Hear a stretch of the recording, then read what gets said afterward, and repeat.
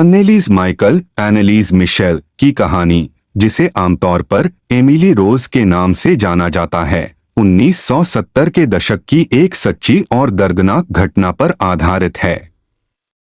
यह घटना एक युवा लड़की की है जिसे मानसिक बीमारी और धार्मिक विश्वास के बीच एक खतरनाक संघर्ष का सामना करना पड़ा। अन्नेलीज माइकल का जन्म 1952 में पश्चिमी जर्मनी में एक धार्मिक कैथोलिक परिवार में हुआ था।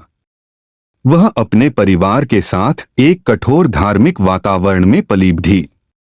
बचपन में उसे अपनी आस्था में गहरी विश्वास था, लेकिन किशोरावस्था में वह अजीब और डरावने लक्षणों का अनुभव करने लगी। उसे सुनाई देने वाली आवाजें, दृश्य रूप से देखी जाने वाली चीजें और हिंसक बर्ताव की घटनाएं होने लगीं, जिससे उसका परिवार चिंतित हो गया।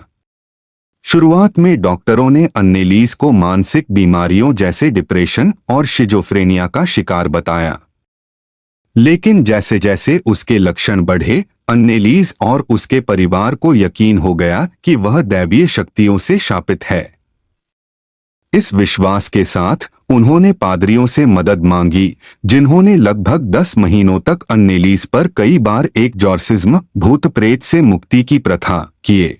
इन एक्सॉर्सिज्म के दौरान अन्नेलीज ने गंभीर शारीरिक और मानसिक परेशानी का सामना किया। कहा जाता है कि वह गंदी और अपवित्र बातें करती थी, पानी पीने से इनकार कर देती थी और अद्भुत ताकत का प्रदर्शन करती थी। कुछ रिपोर्ट्स में यह भी कहा गया कि वह ऐसी भाषाएं बोलने लगी थीं जिन्हें वह पहले नहीं जानती थी, जैसे लैटिन और अरामिक। साथ ही उसने यह भी दावा किया कि वह दैत्य शक्तियों के शिकार थी, जिनमें से कुछ नाम थे काइन, यहूदा और लूसिफर। अन्नेलीज की मौत के बाद उसके माता पिता और 2 पादरी, जिनके द्वारा एक्सॉर्सिज्म किया गया था, पर आरोप लगा कि उन्होंने लापरवाही से उसकी हत्या की है। अदालत में यह सामने आया कि अन्नेलीज ने जिस कष्टपूर्ण स्थिति का सामना किया, वह किसी भी सामान्य धार्मिक प्रक्रिया से अधिक एक यातना के समान था। इसके बाद पादरियों को जेल की सजा सुनाई गई, जबकि अन्नेलीज के माता पिता को केवल परीक्षण के बाद क्षमायाचना दी गई। अन्नेलीज की दुखद मौत एक गहरी छाप छोड़ गई और यह इस बात का प्रतीक बन गई कि कैसे धार्मिक विश्वास और तर्क की सीमाएं एक दूसरे से टकराती हैं। इस घटना ने यह सवाल खड़ा किया कि क्या मानसिक बीमारियों का सही इलाज चिकित्सा के बजाय धार्मिक अनुष्ठानों से करना चाहिए।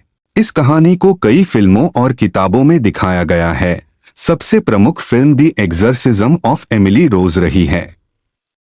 इस फिल्म में एमिली रोज के पात्र को एक युवा लड़की के रूप में दिखाया गया है, जो एक्सॉर्सिज्म के दौरान मर जाती है और उसके बाद पादरियों पर मुकदमा चलता है।